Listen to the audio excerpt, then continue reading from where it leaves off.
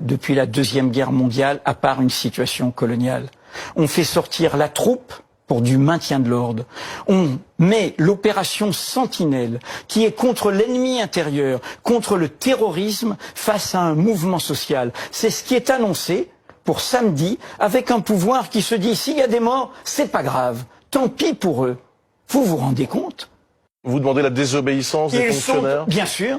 Bien sûr, la résistance à l'oppression, elle est dans l'article 2 de la Déclaration des droits de l'homme. Ce pouvoir, dans sa dérive folle, avec ce ministre de l'Intérieur qui s'affiche en boîte, qui est une honte de la République, ce pouvoir est en train de mettre le feu à notre pays. La violence de ce pouvoir attise la violence de ce pays. Elle excite les amertumes, elle excite les humiliations.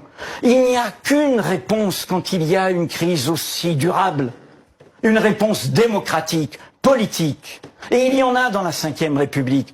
On dissout l'Assemblée, on va devant les urnes, on change de gouvernement, on change de Premier ministre, on fait le référendum, on démissionne. Mais nous sommes devant une situation qui est inadmissible. Que tous les défenseurs... Vous vous rendez compte que la France... Excusez-moi, nous ne sommes pas une île dans le monde. Le Parlement européen, le Conseil de l'Europe, la commissaire européenne des droits... la commissaire de l'ONU, des Nations Unies des droits de l'homme, le défenseur des droits, la commission consultative des droits de l'homme, ont tous tiré le signal d'alarme. Et ces gens-là ne compteraient pas. Vous avez vu le mépris de M. Castaner pour M. Jacques Toubon, défenseur des droits? Vous avez vu comment ils en parlent?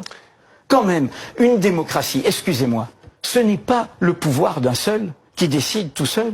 C'est un écosystème, c'est des convoirs et des contre-pouvoirs, c'est des autorités administratives indépendantes.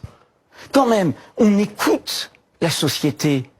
Si en 4 mois, ils n'ont pas réussi à faire taire les gilets jaunes, c'est qu'il y a une colère profonde dans ce pays.